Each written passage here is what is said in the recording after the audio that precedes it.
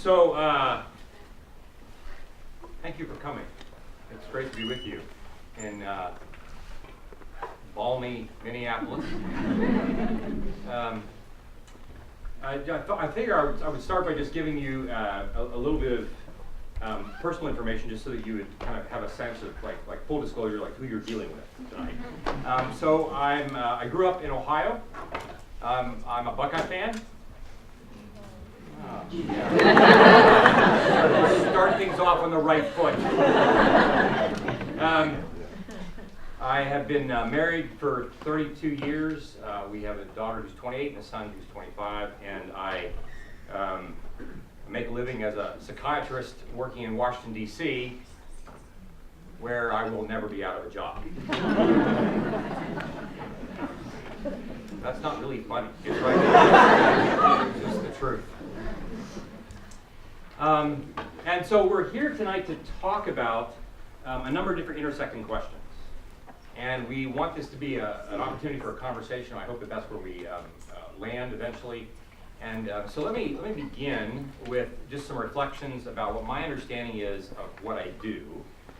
And after we finish that, we'll go to Q&A time and have a chance for you all to enter into that conversation.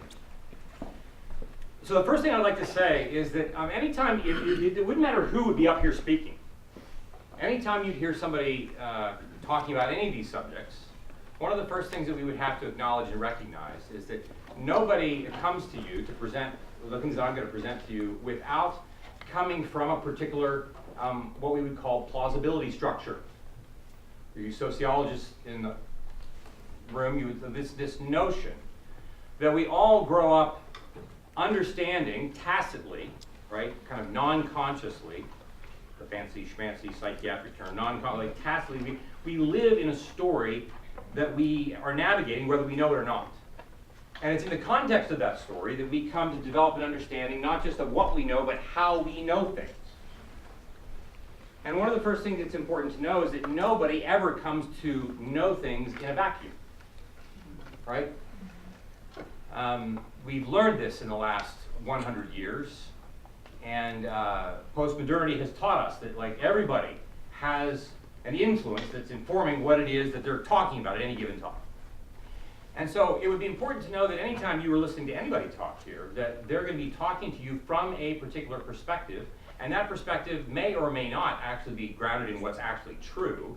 But it's important, I think, for everybody to at least know that I'm acknowledging to you what that perspective is. So I'm going to let you know my plausibility structure is one that believes in a particular story. And one of the questions that we ask patients all the time, and when it gets to the question of mental health, one of the most important questions that's for people to answer is this.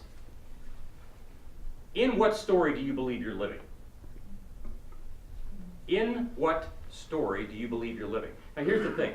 Everybody is believing we live in some story. It's just that most of us aren't paying any attention to that. Most of us are living on autopilot, not asking questions of depth that if we were to, would reveal some things about us that we didn't know we didn't know. And so the first question is, in what story do we believe we're living? Here's the story that I think that we're living in. I would say that I have come to believe, given the community in which I was raised and grew up in and how my life has been formed, I have come to believe that we live in a world that was formed by a God who is wildly crazy in love with his humanity. That's what I think.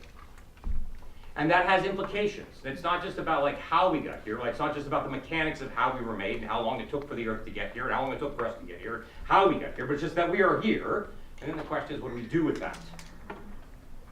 And in the context of my story, we would also say, the story that I think that we live in, this Christian story, that we live in a world that feels pretty broken. So at one level, we would say, like, gosh, I don't know if there's anybody here who would say that they don't yearn for a world of goodness and beauty. No matter what our story is. I don't know many people that wake up and say, like, gosh, I hope by the end of the day, my life sucks more than it does now. I don't know, but if those people, they're coming to see me, right? Those people are coming to see me, right? Because that's just weird.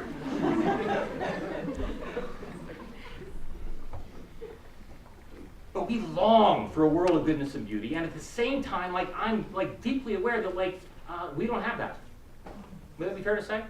Like we look around, like there's just lots of stuff about the world that would seem to indicate that the world of goodness and beauty that we really want is not right immediately at our fingertips. There's lots of things about the world that we live in that's just really difficult for us to manage and discover, and certainly like make happen. And so those of us who are believers also believe that at a particular time in history, a particular person emerged on the earth. His name was Jesus. And we do believe in an event, his death and his resurrection, that changed everything. It was a pivotal point in history. No matter how long this earth is around, like that's a pivotal point in history. And we also believe that in the resurrection of Jesus, that God is in the business of renewing everything. And that we who are willing to consider that God is this crazy in love with us begin to see everything and everyone as people and things to be loved until the new heaven and new earth shows up. Now that's like Christian theology in like 3 minutes. Now that doesn't, and I'm just saying, like that's what I believe. And so as I now talk about what I do and what I think about human flourishing, what I think about mental health and all these kinds of things, just so you know, like that's coming out of that context. Someone else would talk about these things and come out of a different context, but they'd have to let you know where that context is. So in my work, we would say that if it's true, regardless of what story you believe you're living in, regardless of that, if it's true that you come to see me as a psychiatrist, who and in our practice we treat all kinds of conditions. We treat depression, we treat anxiety, we treat bipolar disorder, we treat schizophrenia, we treat marital problems, we treat people who like cheer for the University of Michigan, we treat all kinds of problems. Some are more serious than others. But when people are coming to us, they're not just coming to name their problems, they're also coming hoping to God that life can be better than where it is. And so we want to ask the question, not just, what is wrong with your situation? We don't just want to answer the question, what's the problem? We would like to be able to somehow answer the question, what does your life look like if it's flourishing? Now, in medical school and in residency, here's an interesting thing. In all of my time, 8 years, in all of that time, I was not provided a single course not a lecture, in mental health. You're like, dude, and you're like board certified. Yes, they let people like me in. So here's the thing, like, if we've done these like kind of these random polls with people, mental health, and this isn't just for medical personnel, but this is for people who are LCSWs and PhDs and so forth. Because the question of what is mental health is often not asked. And that's because we're really good at pathologizing things. We understand a great deal of things through the lens of pathology, but it's hard for us to answer the question, what is mental health? The field of interpersonal neurobiology actually seeks to answer that question. And it goes something like this. First of all, interpersonal neurobiology is a field that emerged about 15 years ago under the leadership of a guy named Dan Siegel, who's a psychiatrist on the West Coast. And it is a field that really seeks to look at the intersection between, putting it just quite straightforwardly, between what's going on from a neurophysiologic perspective and relationships. How do the brain and relationships intersect with each other? And how might we describe and understand what it means like when the brain and relationships are flourishing maximally? And so if we were to look at all the different groups of people who study and who have a stake in the notion of the mind, right? I mean, like, if you don't have a course in the mind, it'd be like going to see your orthopedic surgeon and they've never like actually worked with the skeleton. That would be strange, right? That would be concerning. So if you haven't had a course in the mind, we'd like to know that, gosh, if that's what I do, we'd like to know that I actually have some idea about what the mind is that we're working with. And so interpersonal neurobiology would describe the mind like this. We would say that the mind is an embodied and relational process that emerges from within and between brains, whose task it is to regulate the flow of energy and information. You got that? Yeah, lying to me.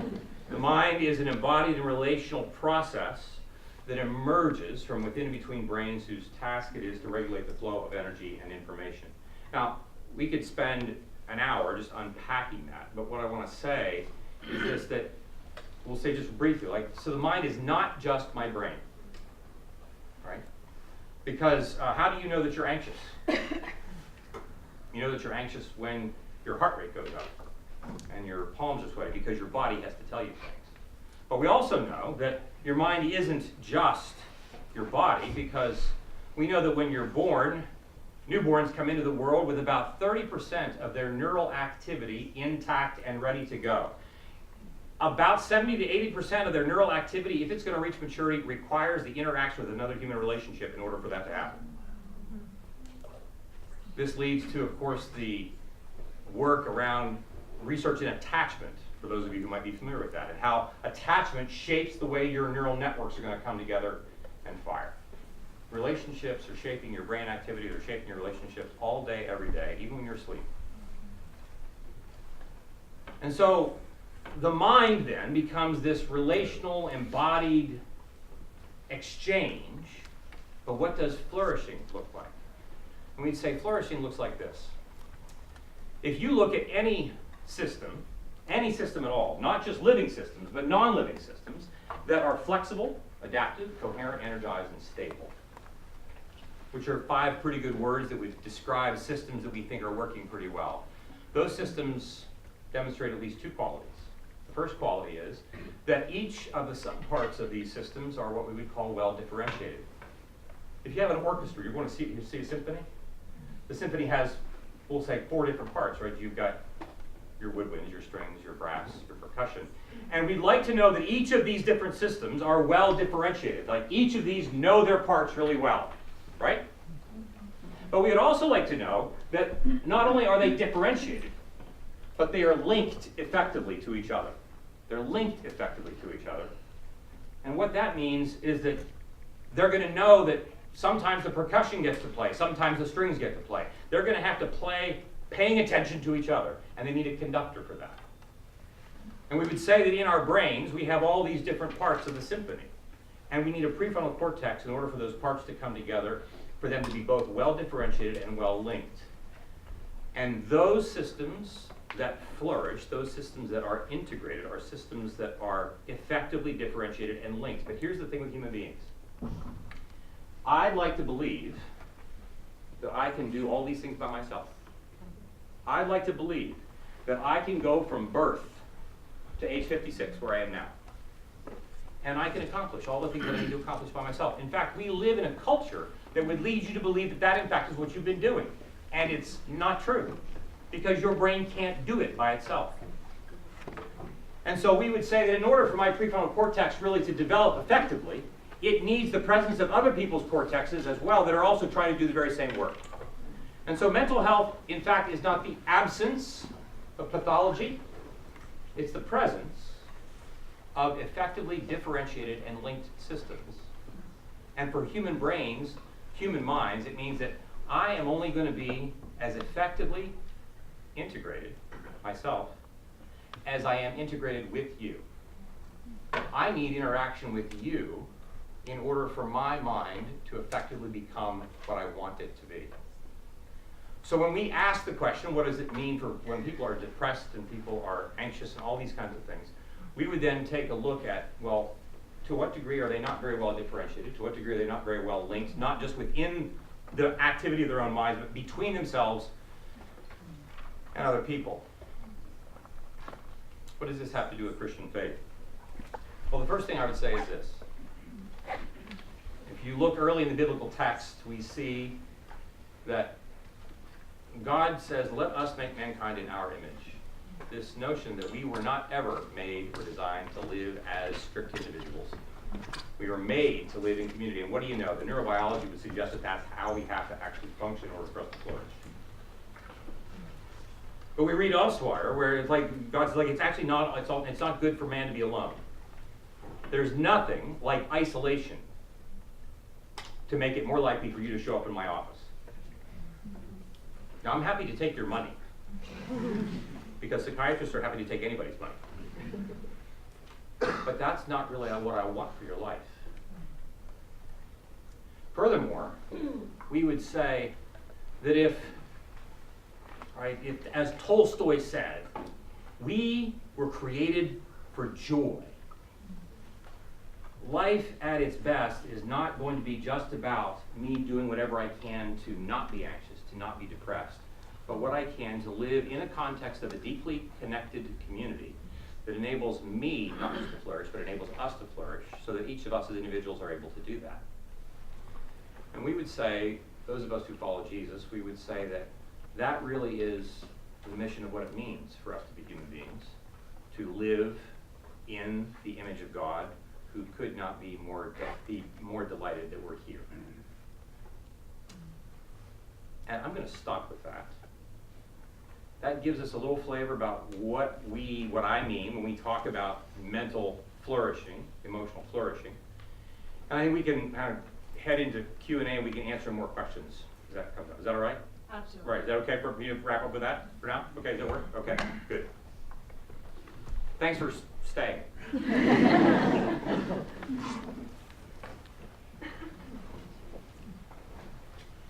All right, so on my behalf, I'm Elizabeth Hagan, and thank you all for being here. And thank you, Curt, for giving that new perspective.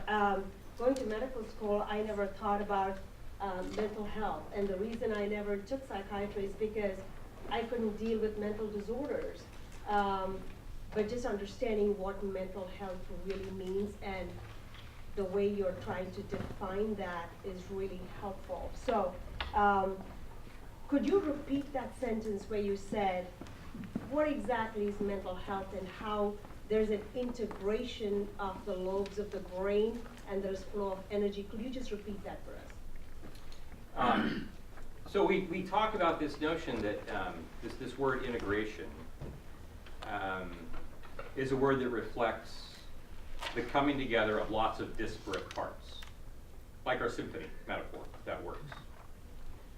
And so let's say that you grew up in a house where, so I'm guessing in a room this size, somebody has grown up in this kind of a house, where you grew up in a house where, now I don't know, if in Ohio, there's like, when kids are sent home from the hospital, there's like one parenting tool that we send home, and it goes something like this. If you don't stop your crying, I'm going to give you something to cry about. You ever heard that phrase? Is that like a Midwest thing? Like, do they do that in Minnesota? I don't know. Right. So this is a phrase that I would hear in my house. So so imagine growing up in a house where the whole notion of emotional expression is not something that you get the opportunity to do very much. So there's a challenge because, just because you don't allow yourself to pay attention to your emotional states doesn't mean that your brain isn't experiencing it. But that means that you can end up finding, and we're going to find all kinds of ways to cope with the whole range of emotional state that I experienced growing up. But if I'm not paying attention to it, it means I don't name it. And if I don't name it, it means there's a part of my brain that I literally have cut off from the other parts of my brain, while I'm at the same time having to manage that emotional energy. Right? So it's kind of like, if I were to say, look, could you pick up this 5-gallon bucket of water? It wouldn't be hard for you to do that. I said, good, because we're going on a 5-mile hike, and I want you, now that I see that you can lift this, I just want you to bring it along for us, right? And you'd be like 100 yards into it, and you're pouring the water on me, because you're just not having this. But this is what happens, for instance, if a particular part of my mind's activity, right, the emotional domain of that activity, is not given proper attention. At some point, my brain is going to run out of gas because I've been working really, really hard living in this family where we're doing everything we can to make sure that we don't piss people off, we don't make people anxious. Not that anybody here would ever grow up in a family like that, right? So we're not doing any of these kinds of things. The whole time, I'm working really hard to contain this, even though I'm not even aware, bless you, even though I'm not even aware, it's about paying attention, I'm not even aware that I'm doing this. So imagine how much energy you burn regulating all of that is now not available to you to study at med school. That's a lot of energy that is not available to you because you've grown up in a place where, for you, the string section doesn't get to play. It doesn't get any attention. We're playing with other parts, right? You grow up, you think the right thing, you behave the right way, and so forth and so on. We don't talk about emotion. Or the opposite. You grew up in a family where emotion is everywhere and it's chaotic. Again, not that anyone here would have these experiences, right? And now you find yourself like being aware that like emotion of any kind is like touching the third rail, because it's hard to know what to do with this. And what do you know? Like you all are like of marrying age, like so then you marry somebody, right? And they're like they're emotional, and like you're like, what have I done? I'm in love with a crazy person, right? So all that is to say is that there are a range of different ways in which we can end up ignoring important functional aspects of the mind's activity, what we sense, what we image, what we feel, what we think, what we do behaviorally. We can either ignore those, or those things are just given free rein to behave however they will, in such a way that my mind is not given the opportunity to integrate. Okay, that makes sense. You throw in the notion of trauma, and you have yet one more variable that muddies the water a great deal. I wrote a second book, the second book on shame, and we would say, like for instance, shame as a fairly common human experience. I don't know when you would think that it begins. How young do you think you are when shame starts? How young? 2, right. 15 months of age. Right, which means you're experiencing it long before you ever have language.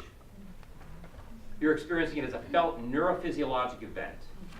And its effect literally is to disintegrate the function of the mind. Now, these are just things with just those kind of common everyday things that happen in homes. You add to this the severity of traumatic events, sexual abuse, harshness, neglect.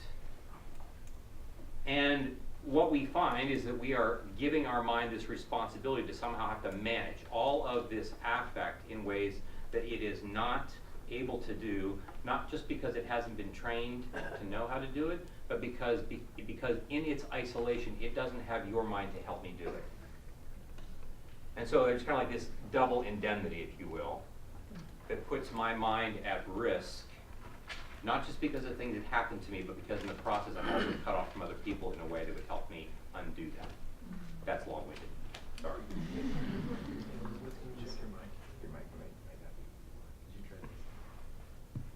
Okay. Thank you for that long answer. No shame. They're right. Thanks. I think it brings I'm so glad that you're asking these questions. It just brings me to the point that, wow, we are going to, I thought the heart beats and, the lungs breathe and like lots of organs do different things, but really the mind, but to hear you talk about how important it is for the mind to be raised in an environment that has the opportunity to vent, to be influenced, to express itself. And unfortunately, we meet people in states of distress when they're going through anxiety or they're going through depression. And I think to speak to our audience here from the University of Minnesota, 2018 was a tough year.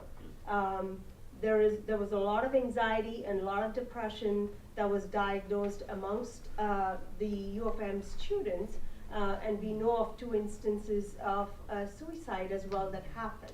So knowing that we are in this journey of life, and how do we as a community, as a student body, be sensitive to what might be going on with one of our colleagues or co-students? And I would like you to give your thoughts at a horizontal level in the sense of student to student, and also, perhaps faculty to student. How can we recognize, how can we be present? Then if I can add a second question, more and more online classes are in vogue, not only, at the U, but all across the country and across the world. Gone are the days where we used to sit in a classroom, we used to laugh, talk, get into trouble. But that created a sense of community and an opportunity for being known as well. Like, I know we can go back to our classmates and, you know, there's a group of us who are still in touch and we kind of know each other so well. But with this online forum, that opportunity gets lost. So I think technology is taking us forward. Would you have thoughts as to how we could use technology to our advantage and overcome this handicap? So, how many questions are there here? You're all right. Right. So, let me ask this: how many here on any kind of regular basis would say you like nudge close to feeling overwhelmed? Good, really small percentage. So here's one thing just to say: like, if we can't give people what we don't have.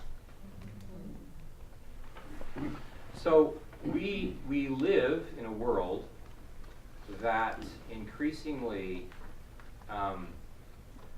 again, tacitly, and as I said, we all, like, we create stories that we believe that we're living in, whether we're paying attention to it or not. And one of the main themes of the story that we would say that our culture creates is how significant and important it is for us to be productive, right? For us to be able to get, you know, good grades. They don't have to be straight A's, but like, it'd be preferable with straight A's, right? But like, we want to get good grades. We want to perform well.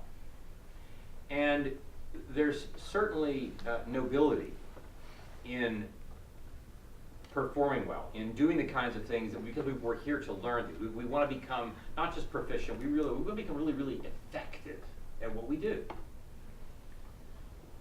But as we, as a believer, one of the things I say is that, and I don't know how many of you believe in evil, but like, I believe that evil is the second smartest force on the planet.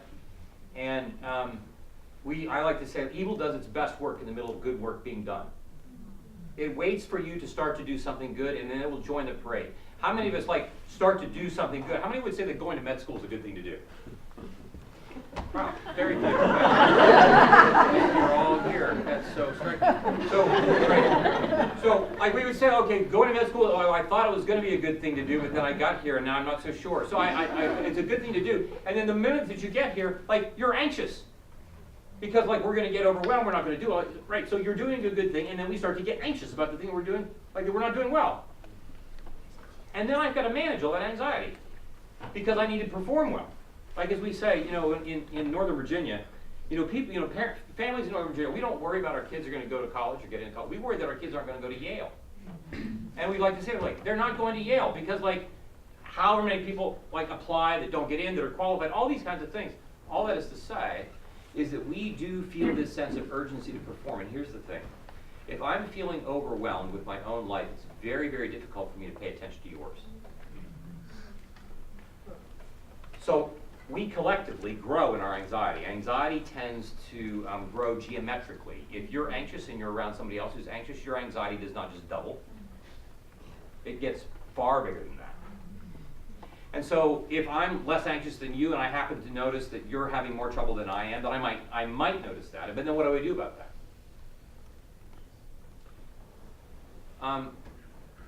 The whole notion of how hard we're working to be perfect is as old as what we would say is the 3rd chapter of Genesis. It's as old as St. Paul. This whole notion that I'm going to work really hard to demonstrate and prove that I'm acceptable, that I've done what I need to do to be acceptable to you and to everybody else. And what's difficult about that is that, like, that's not happening. Like, you're not going to get to a place where you're perfect. Part of life is about living, being okay with not being okay. But here's the thing, like, I can't do that if I'm not known deeply by other people who can remind me that this is true. Because very quickly, if I'm isolated in my own brain and I get that first C of my exam, then I'm worried and I've got to figure out how to do this. Now we say, yes, we'll go to study help. We'll get these kinds of things. We'll get help with these things, surely. But I have to get this stuff done, and if I don't get this done, like, we feel the pressure, you know that, right? This is your brain trying to send you a message. that it doesn't just need more information, it needs more connection. Flourishing is not about being smarter. I travel, I've had the privilege to travel all over the world doing trainings with folks. And I tell people, like, look, at the end of a day, 2 days, a week, you're not going to be that much smarter. Because my job is not to make you smarter. My job is to inspire you to go home to do the work. But the work that we're talking about here is while we were doing the hard work of acquiring information, are we equally committed to doing the hard work of formation? As a human being, I will tell you, whether you believe, I mean, no matter what narrative you believe we're living in, the world or your narrative is forming you. It is forming how you sense, image, feel, think, and behave, and it's forming you to be either moving toward people or moving away from people. And to the degree that we are being formed in a more integrated way, we are more likely to be resilient in such a way that when we are with people that we do notice who are not doing well, we don't just say, hey, I think you should see somebody. But we are going to be able to take the time to be present with them. We're going to flourish mostly because we're being committed to being in relationships by whom we are going to be so deeply known. So for the last 25 years, every Tuesday morning, I meet with these two other guys for prayer and confession. And I would say, like, there's nothing about my life that they don't know. Like, nothing. How many of us here in the room, if I were to poll, if you could give me the names of 3 people who, if I were to ask them, collectively, they could tell me everything there is to know about you. And I don't just mean your vital statistics. I mean, they would know what your biggest fears are. They would know your deepest worries. They would know your deepest longings. Like, there was nothing about you that they don't know. What would it be like to be in a space in life where no matter how effective or ineffective I happen to be, I have people in my life who know me and they won't leave the room, except for one of us right here. There's no shame anymore. You'd be like, oh my gosh, like the psychiatrist, like who wants to be this guy, like this guy's patient? Like he's like ruthless with people. Only the ones who leave when we're talking. So this notion of the intentionality of like here's the thing, if we are not as intentional about being connected deeply with people as we are about knowing our physiology, about knowing our biochemistry, life's going to turn out to be very different for us. As far as technology is concerned, I'll say this. One thing we tell people is that technology is always doing 2 things simultaneously. From the invention of the wheel, technology is always first making life more convenient, and 2, making it more likely for us to be less connected. And human beings, by and large, tend to opt for making life really much more convenient and opting to use the technology, not by intention, but just by behavior, in such a way that we become less and less connected. And so with that decreased connection, our brains are aware that they have to shoulder the load of emotional distress that we're collecting every day, all by themselves. And that is going to make it more difficult for us as any individual to be integrated in that way. I'm not a Luddite. It's not that the technology is a bad thing, but it is to say this. If we're not responsible with it, it will take us farther apart from each other, whether we want it to or not. And I will tell you this, like, here's the other thing. Like, when you get on your, whatever your screen is that you're looking at, like, there are reasons why we would say you need to turn your screen off 2 hours before you plan to go to bed at night. As if, right? But it's important to do this. But when you're looking at your screen, you notice that, right, that people have designed what you're looking at to intentionally distract you. We are less, look, War and Peace, you're thinking, like, where's he going with this? War and Peace would never be published today. Because there aren't enough people who would sit and read a 1,200-page novel. They wouldn't read it because we have such a hard time concentrating. Okay, I'll stop. Well, that was very good. Thank you. I think we time and again see people who call themselves private. And you see them, they could be your colleagues, they could be your friends. And not everybody is really comfortable being in a space where there is 2 or 3 other people who know them that intimately. And I think for those who have faith, they'd say, well, I'd rather sit before God and let God know me as deeply as that than share that information with another human being. Yeah. So, and everybody has different temperaments, has different comfort level. How would you speak to those who may not be comfortable being in such a intimate space with another person? It's a great question. So there would be two things I'd reflect on. One is just the creation and cosmology, and the second would be the research on attachment. One of the things we learn about, if you look at the macro system of cosmology, and we'll just look at our solar system, right? There is a certain rhythm that happens, right? We go around. In the Earth, we go around the sun once a year. At least that's what they tell me. I don't know if we go around. I just know there's this big ball that shows up in the east. Because who knows what that really is that's going on? But they around the Earth, right? The Earth around the sun, right? And the Earth spins on its axis every 24 hours, right? There's a rhythm to this. And then what do you know? You look at the Earth, and there are seasonal rhythms. And then you look at oceans and land, and there are tidal rhythms. And then there are even micro rhythms, right? There are waves that hit the beach. And then you get to migration patterns. There are rhythms. We come and we go, we come and we go. And then you get to human beings, right? And there's so much about everything that who we are that is rhythmic. Isn't that, I just find this to be it's just fascinating to me. We have a pulmonary system that is rhythmic. We inhale and we exhale. We have a cardiac system. Right? We have systole, we have diastole.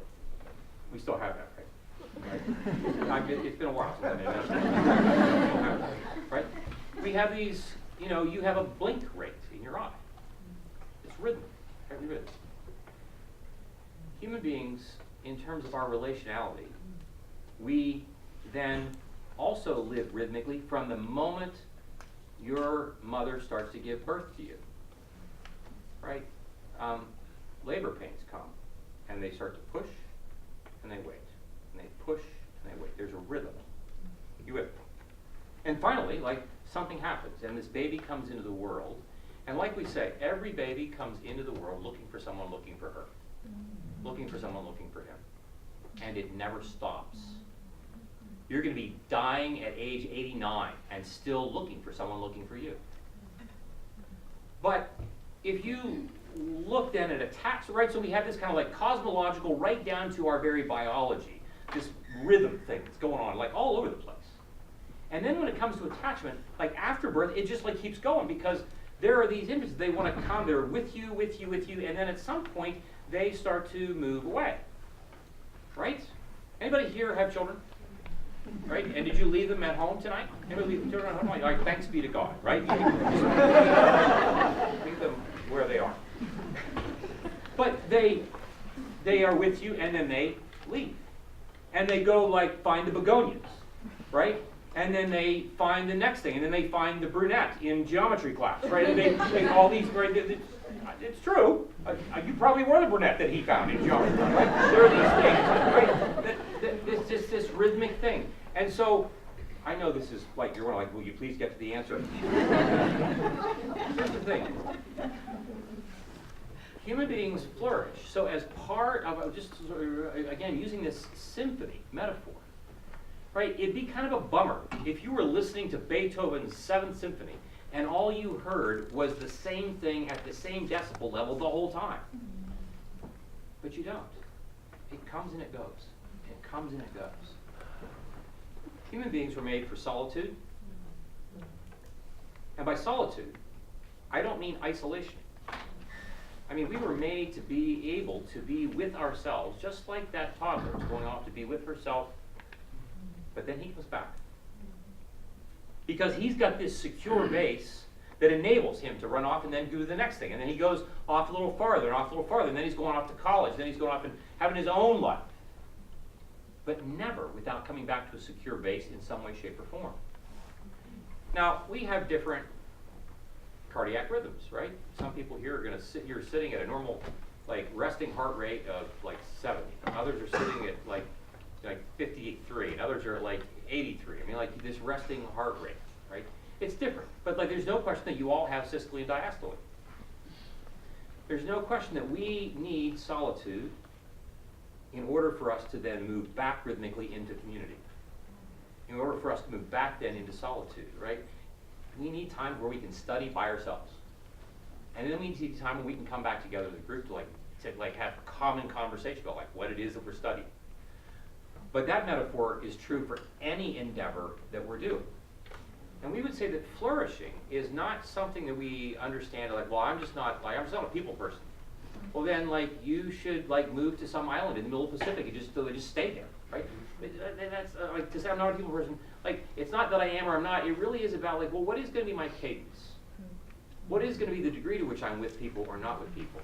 But I will tell you that at the end of the day, the question is going to be, if you were really maximally able to both be in this rhythm of solitude and community, in which you're deeply known in community so that you can then go do your work as an individual, is your life going to be better than it is now with you not being a people person? And we would say that for those folks who have challenges being with people, revealing who they are, we'd say that probably didn't begin 6 weeks ago. We would probably say if we were to give you the adult attachment interview and we get a sense of what your attachment pattern looks like, we'd see probably pretty quickly that in no small way what it was like growing up in your house, where you learned very quickly that intimacy and the presence of being seen and known by somebody else actually starts to feel uncomfortable, because in those relationships being seen was dangerous. Because you grew up in a house where what you were feeling either was disregarded, or it was made fun of, or it was taken advantage of. Temperament plays a large role in any of all this, but I think the general idea, you get it.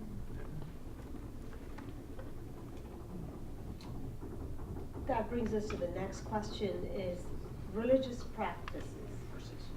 Religious practices, traditions, make meaningful contributions to mental health. And in your specific practice, do you recommend any specific religious/spirituality practices? And are you aware of any practices that might negatively impact mental health? So again, a great question. I mean, I think it's probably fair to say that each one of us, if we were to poll the audience and you said religious practice, everybody has an image that comes to mind about like what we mean by that, right? And for some of us, like if we hear the word religious, fill in the blank, like the first word, religious, you start to have like hives, right? There's like an allergic reaction to this notion. Because for us, I mean, we perhaps have had some experience, either directly in our own religious community, or vicariously. We hear all these stories because we're well informed, right, from Facebook, that, religion is a dangerous thing. Not that I've had any experience with it myself, of course, but because like I'm informed, which of course is a problem. It's fair to say that no matter what religious tradition you might find yourself in or you might know people in, like the first general rule of thumb is that of humility. Leslie Newbigin, who's a well-known British theologian and missionary, I found his work to be so helpful. He said this. He said, look, nobody knows what the truth actually is. Nobody knows, like for certain. We're not going to find out until the end of the world. That's when we're going to find out. And for those of us who follow Jesus, like we trust that we have a sense, that we have a read on that. Do I know for certain? No. So first of all, we'd say like it's not just religious practice of any kind. We're talking about any kind of religious practice we would hopefully want to know is taking place in a context of humility, first of all. We do know, though, that it's really fashionable in the West, in the U.S. in particular, for people to say, like, I'm spiritual, but I'm not religious. Have we ever heard that phrase? Right? Okay. Right. And I don't mean to make fun of it, but it's a fashionable phrase. And I think some of what we would like to say is like, I'm spiritual, or I'm serious about spiritual things, but the whole religion thing like gives me the creeps, right? That's kind of like a clinical phrase. It gives me the creeps, and I get it. I get it. But here's the interesting thing: there's data that looks at and studies that look at religious practice and people who talk about spirituality. Like the more deeply committed you become to spiritual exploration, practice, and so forth, the more religiously connected you tend to be. And why is that? Because at some point, my spiritual life, if I'm not going to deal with people, then I can just be spiritual and not religious. But what religion does is that it forces me to actually have to put my spirituality on the line with other people. It forces me to have to answer the question, how is my spirituality going to actually invite me to be in a community with people whom I'm actually may not like them all. It's like being in your family, right? But I'm going to stay with these people, I'm going to love these people, and this is what happens. If you decide that you're going to be with a group of people, I don't mean people that are mistreating you or that are abusing you. I don't mean that. I mean like the best families in the world are screwed up, okay? We tell you, like there are two people in the world, people who are screwed up and know it, and people who are screwed up and don't know it, right? Those are two kinds of people in the world. And so if we're going to love people, it's likely that we're going to be in community with them. And people who are in community tend to do religious practices together. And so first it's humility. The second thing is to recognize, like, my brain most effectively does religious practice with other people. That's another thing. So, for instance, we run groups in our practice, and we have a meditation exercise. And for many, there might be some of you here in the room that practice meditation. It may not be religiously connected at all, but you practice meditation. And that is an effective way for you to do a whole range of things that are good for you physiologically and interpersonally and so on and so on. But if you were to make a practice of meeting with two of your friends every morning before you go to class and say, like, we're just going to spend 10 minutes, that's all, 10 minutes doing this deep breathing exercise in the room together with everybody, it geometrically changes the exercise for everybody. Because my brain is aware that I'm not doing it by myself. So we talk about things like meditation practices. We talk about things like being in communities where you can tell the whole truth. Now, in the Christian tradition, we'd say this is about confession. But I like to remind people that in the Christian tradition, confession, to tell the truth, is not just about telling the truth about like how I'm such a screw up, right? All about my sin. That's it, my sin is really about like acknowledging the part of me that regularly turns away from relationship when I'm afraid of it. That's what sin is really about. I turn away from relationship to other things to cope with my distress when I'm in the middle of being afraid of turning toward relationship. And there are dozens of ways in which I do that. So I'm going to tell the truth, like this is what I do, but also telling the truth, also confessing means I'm going to tell you what I want in life. I'm going to tell you, and by want, I don't mean that selfishly. I mean, like, I'm going to tell you, like, I really want you to like me. Can you imagine? I'll give you this assignment before the week is over. Imagine, find one person that you would really like them to like you. And I don't mean like you. You could do that too. It is Valentine's Day, by the way. My wife, she's in Hawaii. Can you believe that? Yeah. You tell her. I'm going to give you her cell. What's she doing there in that beautiful place where I'm up here where it's 30 below zero? This sense of, if I give you the assignment to say, I want you to find someone and I want you to tell them what you want. What is your longing? And of course we're afraid to name the longing, because what happens if I grew up in a family where you named your longing and you just didn't get it with no explanation? Or you named your longing and you were told there was something wrong for you for even wanting it. Like, How many of us are ever given the opportunity to name what we want? So here's things, I know we're probably just going over where we're not supposed to be going, but we're good? Okay, so here's an example. An 8-year-old, 10-year-old boy comes to his dad and says, I would like a new baseball glove because, you know, spring season is coming. In Minnesota, that'll be like in July, right? So, and so I'd like a new baseball glove. Now the dad has one of a number of different responses. He could say, okay, because, you know, I'm now part of the lawnmower, you know about the lawnmower parents? You've heard about helicopter parents, right? Like, do you have them? Are they yours? Are they your parents? Right? They're helicopter parents, always hovering. Lawnmower parents are now, I mean, it's the new kind of like meme, like it's a new phrase. These are parents who are out in front of their kids making sure that like the lawn is prepared, like there's nothing that like disturbs them, right? Calling teachers at high school to make sure that they meet their kids, to make sure they get to their classroom, right? This is a real story, right? These kinds of things are happening, right? So, now I don't remember where I was, right? Baseball. Okay, we talk about memory a lot. It's a problem. If you say, like, you could say, like, I'm just going to give you what you want. That's one option. May not be the most helpful option. Another option could be, you know, you just got a new glove last year. You don't need a new glove. Period. No, son, we don't have enough money for that. Like, it's logical, it's reasonable, but like, it's, right.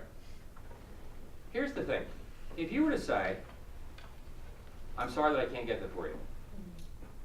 Because here's the reason why. Because you just got, but I really want to know, why do you want a new glove? Well, because my friends are getting it. Okay, yeah. And why are your friends like, what do you, like, why do you think a new, tell me about what's a new glove going to mean for you?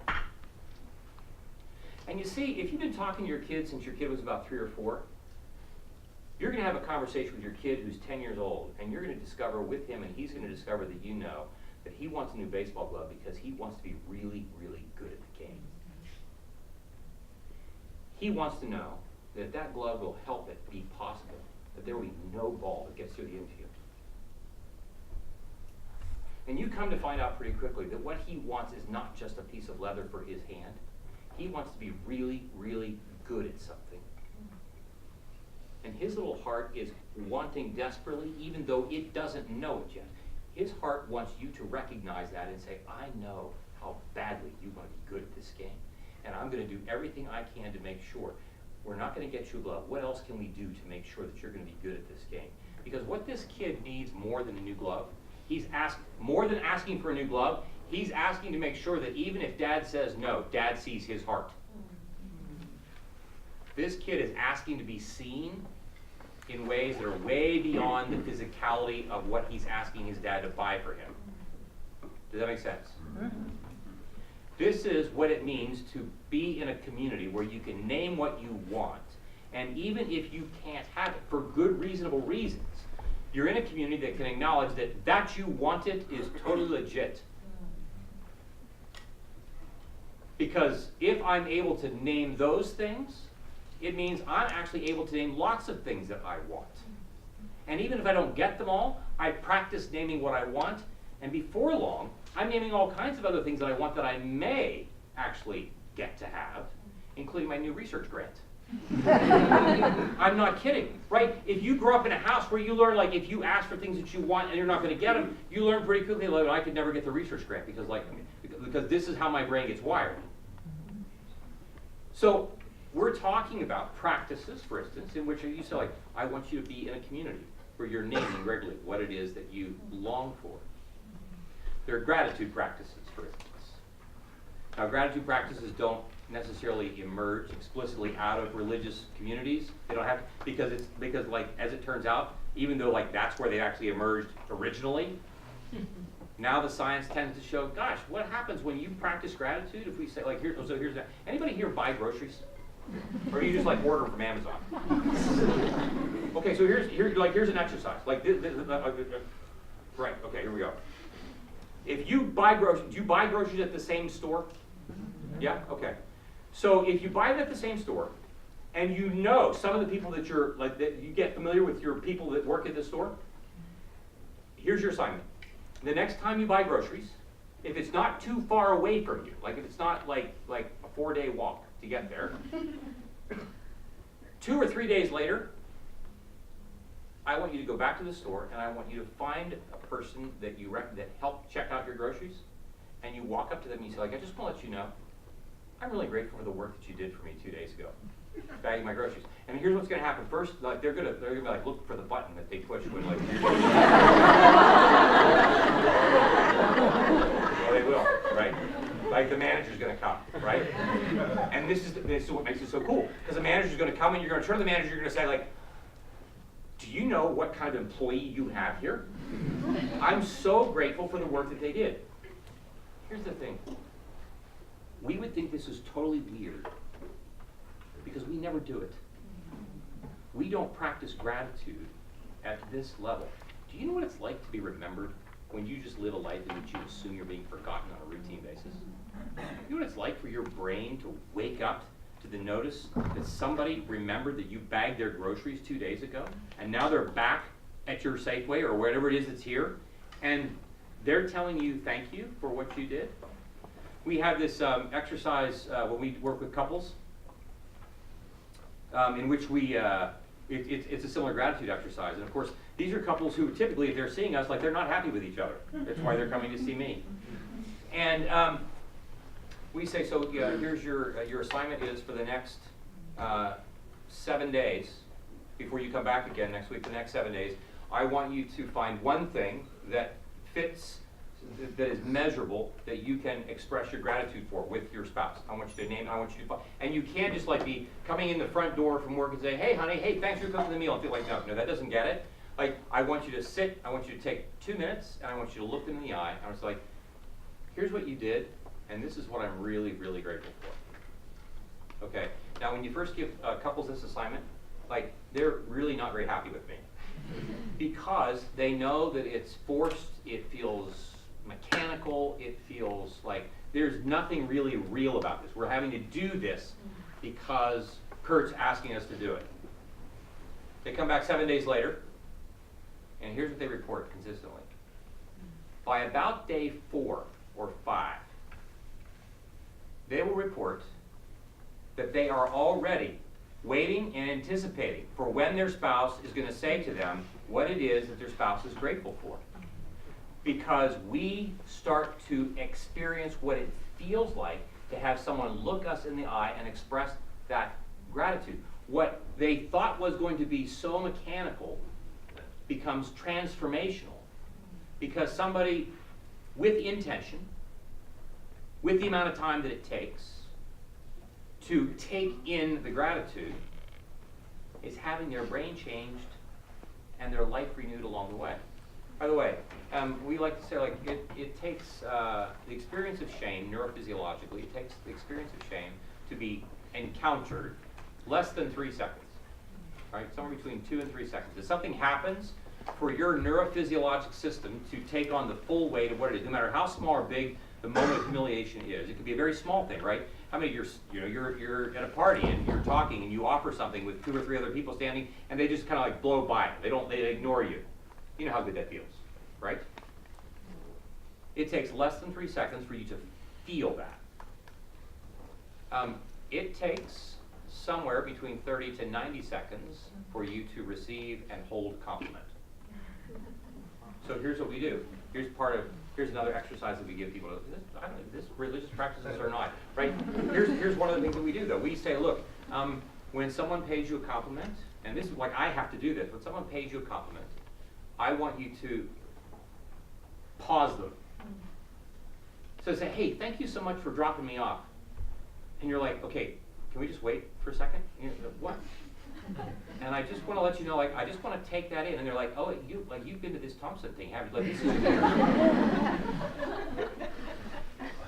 I say, no, I want to just simply take in that you have paid me a compliment or that you have thanked me. Because what you're taking in is not this abstract thing we call a compliment. You are taking in their eye contact, you're taking in their tone of voice. You are allowing yourself literally to remember, to encode the moment. And the brain is really good at efficiently watching for danger. So no wonder like we're good at sensing shame, because like it's so nauseating. Like we notice it, we turn away from it quickly. But to hear love directed at me and to take it in takes a much greater time frame. So when we give people these practices, they find that the felt sensations, images, feelings, and thoughts that are related to this act of gratitude or expression of compliment becomes an embodied reality for them. When these are things that are done on purpose in community, they are geometrically reinforced. I'll stop with that. Okay, thank you, Curt, for those answers. I think I'm getting the cue here that it's time to move to Q&A. I have a request. This mic will come along.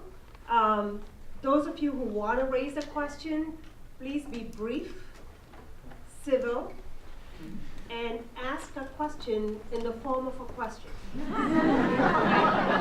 And wait for the mic to be in your hand before you start speaking. Okay.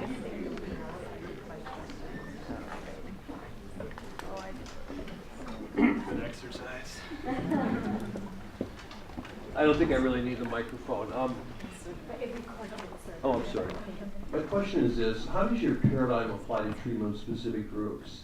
I mean, it strikes me that you're talking about a fairly biased sample of individuals you work with. And I'm wondering if you've worked with other specific kind of groups and how you apply the paradigm to treatment of those groups. Yeah, and by groups you would mean what? Say sex offenders. Right, so one of the things that we like to talk about a fair bit is that neurons will change they can change about 1 millimeter per month. They can grow 1 millimeter per month in most settings. So when you're working with people who have fairly fixed neurobiological experience, so whether it's sex offenders, whether something really difficult. Let's say psychopaths. Well, right. So there are some folks who, I mean, most psychopaths, I would say, would probably not find themselves in my office. So in some respects, we would say, like all physicians, right? You can take you can bring a person into your office and you can say, I think you need to have your gallbladder removed. And they can say, like, I'm not doing it. Like, you can't make it happen. Any clinician, psychiatry or otherwise, is always working along this line of, I have things that I can offer, and the patient is going to have to be able to, like, be involved in that in some way, shape, or form. Now, the thing is this, like, I can have a patient who is willing and who wants to have their gallbladder taken out, but, like, they're scared to death to get on the OR, on the table. Hard to do that. And so we're going to do everything we possibly can to create optimum conditions for them to make those kinds of changes. But sometimes you're working with all kinds of underpinnings, neurobiological, genetic, so forth and so on, that make it pretty difficult for that to happen. I mean, when we work with patients with schizophrenia, for instance, you're like working with folks that, I mean, I don't know how many of you have been familiar with or know people with schizophrenia. But it is, right, so one of the challenges is that people with this particular experience in life, don't necessarily think they have a problem. I don't mean like across the board, but it's hard for them. They don't understand the nature of their experience in the same way that everybody else around them does. If you were to talk to a person who has schizophrenia and then talk to their family, who are the people that are most worried? It's typically not the patient. And so what we say is, like, we will work with the patient, we will work with the people who are able and ready to work with those things, right? So a lot of times, a lot of the work that we end up doing is going to be with those folks who are more indirectly related to that, who are able to take that on. I don't know if that's helpful or not. It just strikes me that it's a model that doesn't apply to certain sets of people. The concept does, but in terms of actual treatment efficacy, it would seem to me it'd be a tough draw. Yeah, I mean, I'd love to have more conversation about it, because I think that I think in some respects the whole notion of integration, I haven't really encountered anything that for which it's not a helpful way for us to understand, like, what's actually happening in the situation. It's the orthogonality issue. I'm sorry? It's the orthogonality issue. I mean, you're trying to blend these two competing issues. of faith essentially is psychology and some measure of personal integration. Well, yeah, I mean, and I think too, for me, that's the thing, right? It gets back to this whole notion of anthropology. I mean, for me, I don't tend to think in terms of like I have faith on one side and I have science on another side. Like that's not kind of how that operates in my own kind of way of processing it.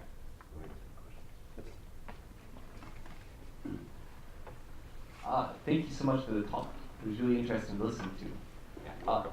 There are a lot of people that I know whose goal is to be mentally healthy, and they don't define what that term is. And they don't view religion as a necessary step to do it. I assume when you treat patients that are not religious, you don't bring religion in to try to get them mentally healthy. And that seems to kind of underscore the point that religion isn't necessary for mental health. Would you argue otherwise? So, does everybody hear the question? Yeah. So here's the thing. As I would say, like I don't think like we would first probably have to define our terms, right? Like, what do you mean by religion? What do you mean by that? What does anyone mean by that? And I think everybody, as we said, like everybody has a plausibility structure that they're working with. Everybody does. And my mission is to work with people within the context of the plausibility structure that they have. But for some folks, that plausibility structure includes things like, like how many patients have I had who've come in and said, look, I'm depressed, I read the literature, I want this antidepressant at this dose, and I don't want to talk about my family. Okay? That's a particular plausibility structure that applies in such a way that is necessarily going to exclude certain elements of their mind's function that they necessarily, we would say, necessarily would be good for them to include as part of the conversation if they really want to flourish. Does that mean that a person has to go to a certain religious place of worship in order for them to be emotionally healthy? No, it doesn't mean that. I think the question, though, in the end, becomes one of, again, getting back to the question, like, well, what do you actually want? Like, what do you want? And, I think that there are probably, people of Christian faith, for instance, don't have a corner on the market of people who come together and know each other deeply and well, and so forth and so on, right? So it's not, that's not a prerequisite for that. But I would say that ultimately, most people that I know at some point are grappling, not so much with the question of religion, of course we have to define that, but are grappling with questions of ultimate value, right? Everybody's kind of like, as we like to say, in our story, in the Christian story, we have a word, we call it eschatology. Some of us might be familiar with that word. We talk, and it's this notion of like, what do we think is going to happen at the end of the world? And I've got good friends who believe in the cosmology that like nothing happens at the end of the world. Like the big freeze is going to happen. Everything's going to go dark. All the energy is going to flatten out. There will be nothing left of anything, right, to measure. And so they're going to have to like learn to live in that particular story, and they're going to have to like decide like how are they going to live in that story. And my job is like not to try to like in any way, shape, or form like bully them into thinking about it that they're living in a different story. But I am going to ask them questions about like, are they deeply known in their community? I am going to ask them all these things about are they, what's happening in the integration process of their life. So regardless of how we find ourselves, regardless of how we find our lives formally being shaped by whatever particular things that we do religiously, we are always kind of like living into the story that we think that we're in the middle of. And my question would be for all patients is like, well, tell me about what you really, really long for, and tell me about what your griefs are, because that's kind of who we are as human beings. Like we are people of longing, we're people of grief. And into that synaptic cleft, we would say relationships become the thing that really help shape that most powerfully. And I would want to know from them, are they experiencing the kind of relational integration that they really long for? And we don't have to talk about church, we don't have to talk about Jesus, we don't have to talk about any of that kind of stuff in order for them to talk about that. The thing for me is that so many of them, like, they're more than happy not to talk about religion, but they haven't even begun to talk about the relational voids that are in their life, if that makes sense. So I don't think that I'm not a prescriber of religion for religion's sake. What I'm really trusting is that if people are really doing the work of exploring relational integration from an interpersonal neurobiological perspective, that eventually they're going to move to a place of flourishing. And that may not necessarily include a religious practice. Hi. Hi. So I just want to start off by saying that I really appreciate what you're saying. A lot of it really resonates with me. My question is, you talked a little bit about building a narrative that supports resiliency, and I'm wondering what elements of a narrative would you say that are important to have that, and how do I go about integrating those into my life? That's a great question. I mean, these are all really, really important questions. So one of the things we talk about narratives in general is that human beings, as far as we know, are the only animals that we know, unless you read Gary Larson. Remember Gary Larson? With Gary Larson, like, everybody's telling stories. Like you know, dogs, cats, chickens, everybody's telling stories. But as far as we know, because they're not talking to us, human beings are the only people who tell stories. We narrate things. And we begin to do this pretty quickly after we start to acquire language. But there are some things that are important and helpful to know about storytelling, about storytelling humans. And one would be this. The first thing is that your story was being told by someone else long before you ever arrived, right? When you were conceived, when somebody found out that they were pregnant with you, they started to tell stories about you, right? So I'm the fourth of four sons, but my parents, in 1962, my parents found out that my mother was pregnant with me. She was 44 years old, right? And in 1962, to be pregnant at 44, I had brothers who were 18, 16, and 11 years old, right? And like my parents' friends were saying, like, Lewis, Betty, like, what were you doing? Like, okay, we know what you were doing. But you know what I mean, right? But in 1962, if you're 44 and you're pregnant, you're anxious. And you have a lot of people around you in your community who are also anxious on your behalf. And that means that my story begins in such a way that I'm actually not necessarily initially wanted in the world. I'm actually a source of anxiety. And you might be, well, Curt, like you didn't know. I'm really smart. No, you didn't know. Like, here's the thing. Like, we know that, like, when moms are anxious, their stress hormones affect the neurodevelopment of their fetus. So the story begins with one being anxious, right? That's an example of what I mean. Like, so we come from lots of different places where our story was being told by someone else before we were born, and then you are born, and they continue to tell you your story, right? And they tell it in all kinds of ways that is not necessarily to your liking. Like, they put you in clothes that you would never be caught dead in now, right? Like, who here would wear a onesie, right? Oh, you would wear a onesie? Okay, I'm going to come back and see that. I mean, not like literally see it, but I mean,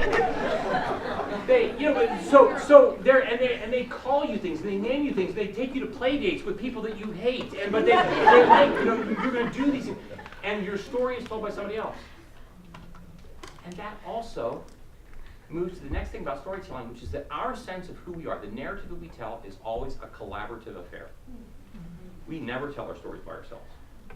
I'm always telling my story with somebody in the back of my head collaborating with me. They might not even be alive, right? But they've been some influence for me. So one of the questions would be, well, who are the people that are in our lives who are helping us tell the stories that we really want to tell? So that's another element. Here's another element. Most of our stories, the most powerful parts of our stories that are told are not told using words. Because 60 to 90% of all human communication is nonverbal, right? We sense, we image, we feel. My brain far more easily remembers things that I sense and that image that I feel than what I think. Right? Which is why, you can watch a YouTube video of somebody drawing on a whiteboard while they're like playfully telling a story about, renal function, and you'll remember it. when just reading it out of the physiologic text will be harder to remember. So much of our stories are shaped by what we sense, what we image, and what we feel, but it's a lot of what we don't pay any attention to. How well are we paying attention to what we're paying attention to? And to what degree of what we're paying attention to has to do with what we sense, image, and feel that is blowing right by us but still shaping who we are. Another thing is that we tell stories in order for them to be heard. I don't just have a story because that's just happened to be what I do. I want someone else to hear me. I want to be seen. I want to be heard. I want 4-year-olds come in with their drawing, right? That looks like a 4-year-old drawing, and they want to show you. They're telling you their story, and they want you to notice this. They want their story to be seen, heard, felt. Who are the people who are helping you tell your story by listening to you well? And that becomes yet another element of storytelling, which is that the listener is as important in the storytelling process as is the speaker. We see this in our group work all the time, where someone starts to tell their story, and they're really they're telling some traumatic event, and it's like they're watching paint drop, right? They're telling it, and the people in the group are a little flummoxed because they don't know why this person is telling it so blithely. And then someone else is across the room is coming out of their shoes because they're angry on this person's behalf, and the person's why are you so upset? I'm upset because of what your dad did to you. And I'm gosh, I never would have known that. But the listener now helps this speaker tell the story more robustly, tells more of the story, right? So I have a guy that I call, I call him Mr. Effective, and I've been seeing him for a couple of years. And when he first came in, it seemed like he was this. I call him Mr. Effective. Everything about that he does, his work, everything is it just turns to gold. But he came to see me. He's in his mid-40s. He came to see me because he's really, really anxious. Sleep the whole 9 yards, just anxiety. And if you look at his life, he would say, there's nothing about my life that would cause you to be real anxious. Well, I've got this marriage thing going on, and my kids. So that's a little bit. But I shouldn't be this anxious. And I asked the question, so tell me a little bit about your life. We in these psychiatric evaluations, we ask people, what was it like growing up in your home? And he said, well, I grew up in a really loving home. Those were his words. I grew up in a really loving home. And then the next question that follows, and most of the psychiatric interviews would be well, who is in charge of discipline in your house? It's a pretty common question that gets asked in most cocktail parties, right?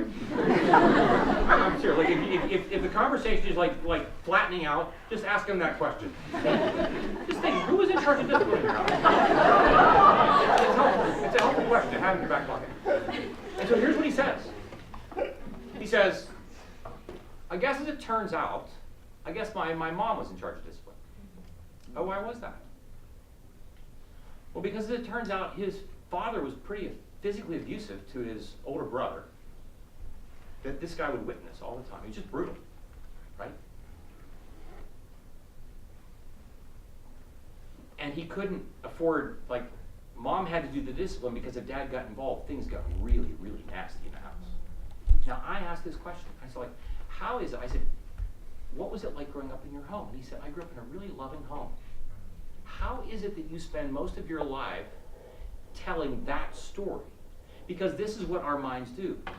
We tell the narrative that we need to tell in order for us to cope with our life. And that becomes the narrative that is true, whether it is or it isn't. Until my brain has had enough of this kind of pretense. And now, even though most things in my life are looking well, I am as anxious as the day is long, and I'm starting to get to the point where I can no longer function. And what do? I come in and I say, my problem is that I'm anxious. Because I'm not aware that my problem is that I mistell my story. My problem is that I had been walking around having to carry this 5-gallon bucket of water with me for 45 years of a memory of a home that was brutal, and I don't know where else to put this. And so my brain is trying to find a way out for me. And for those folks who would just think that they're anxious and just think that the solution for this is psychopharmacology, we'd say pharmacology may be really helpful and useful, but as long as you continue to tell your story that way, My drugs will not be able to compete with your life. So it's important then for us to recognize that I really want to tell a story in order for others to hear it in such a way that integration becomes where I end up, if that makes sense. That's long-winded. So. Any more questions?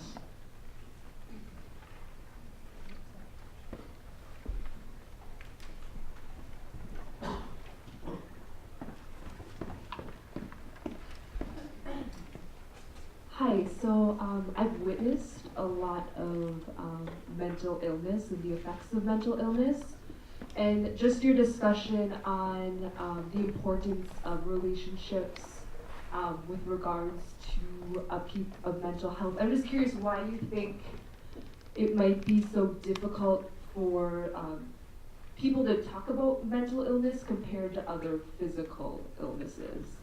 I just feel like it can make people rather uncomfortable, not just the person who's experiencing it, but anyone who's around them. What might make people uncomfortable? Just the discussion about it. No, just talking about Yeah. like the truth about what you're experiencing. Yes. Okay. So here's a question. Why do you think it's difficult? I don't know, that's why I'm asking. Yeah, so here's the thing. So here's the thing. Like, it's 8:35. I realize. But here's the thing, like, you see, I think I believe you when you say like I don't know. But if we were sitting if we were sitting alone instead of like in front of like 200 other people, I would say to you, I think you do know. Now let me be very clear. I'm not saying I think you know and you're not telling me. I don't mean that. I mean I think the answer is within you. Because I think it wouldn't take long for us to just pause and be curious about, well, wait a minute. What's difficult about talking about this? And then we start to imagine what I sense and what I image. If I were to say, well, let's pretend that we're in a situation in which the topic might possibly come up. What would you start to sense? What would you want to say? What would you be afraid you would say? And if you were to say something, what are you afraid people would think? And you follow me. And what I'm saying is that, like, that right there is an example of what happens when we don't have much opportunity to practice telling the truth about what we want.